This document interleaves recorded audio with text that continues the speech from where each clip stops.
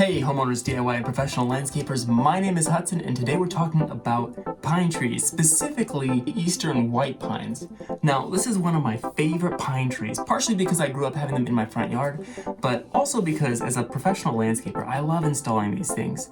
They have soft needles as opposed to spruce needles, which will poke you and have a little bit of poison in the tips of their needles, which gives you polka dots all over your skin in a weird looking rash that we call spruce rash in the industry. But white pines don't have that. They are your quintessential Christmas tree, but even softer.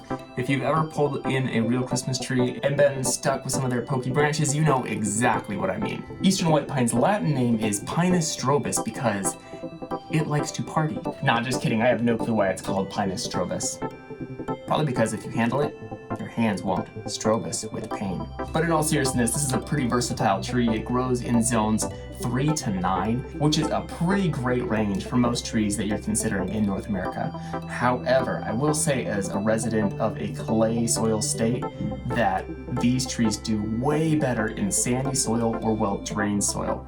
So if you're in a mountainous or hilly region or have really sandy soil, looking at you, Michigan, then this tree is going to do great wherever you are. Eastern white pines do really well in full sunshine, but they can handle a little bit of shade. As you can imagine, trees grow in the forest and trees cast shade, so hence a young pine tree would have to deal with a little bit of shade. However, these guys prefer full sun and a little bit of acidic soil. In fact, if you need to add acidity to your landscape bed, you can add pine needles to that landscape bed to absorb some acidity into the soil, or like cultivate acidity into the soil. This will also work with coffee grounds, fun fact. So if you're a coffee drinker or know a coffee drinker and need a little bit of acidity for your blueberries or some other blue tinted plant, fun fact, blue flowering plants require acidity, then this could be an awesome tree for you. But the prime reason that you would get white pines in your landscape is to create a tall barrier at the edge of your landscape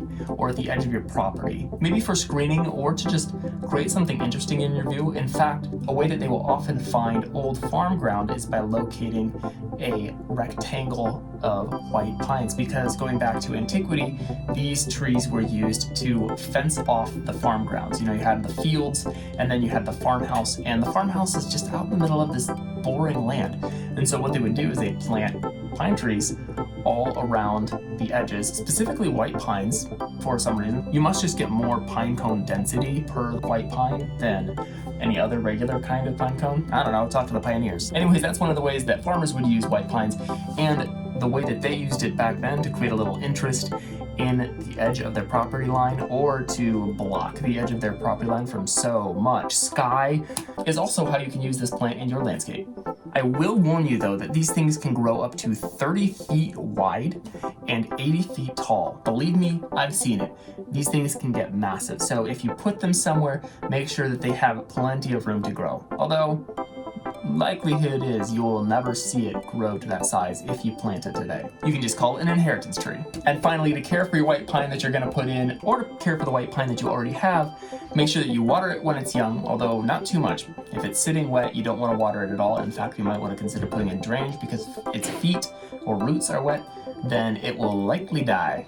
So don't want that. Mulch it, or just, you know, kind of rake the pine needles around it into the mulch bed and trim off dead branches. Then that is all the care that these things need. You might even consider hanging some Christmas ornaments on them in the holiday seasons. Well, that's it for white pines, folks. Thanks for joining me, but don't stop. Now is the perfect time to get a jump start on your landscape, and if you need help with any of that, say designing, installation, or maintenance, then I have a gift for you. In this guide, I will walk you through step by step how to plan out your landscape, how to install it, and how to maintain it. So if you're dealing with any of that with your personal landscape, download the guide, print it off. It's my free gift to you as a way of saying thanks for hanging out with me today, and I will see you in the next video. Don't forget to subscribe, but more importantly than that, save yourself time, stress, and money, and get that guide.